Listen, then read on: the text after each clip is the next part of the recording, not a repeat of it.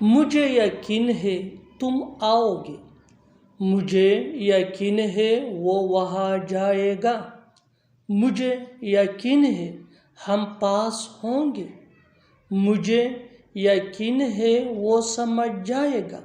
ان جملوں میں ہم بول رہے ہیں مجھے یقین ہے، اس کے لیے آپ کو لکھنا ہوگا انگلش میں آئی ایم شور۔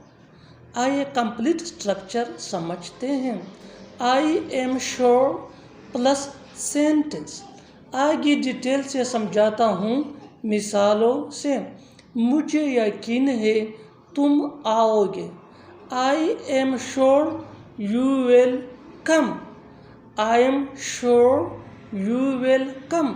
مجھے یقین ہے وہ وہاں جائے گا، آئی ایم شور ہی ول گو دیئر، آئی ایم شور ہی ول گو دیئر۔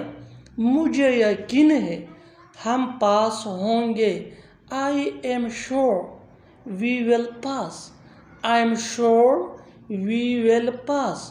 مجھے یقین ہے وہ سمجھ جائے گا، آئی ایم شور ہی ول انڈرسٹینڈ، آئی ایم شور ہی ول انڈرسٹینڈ۔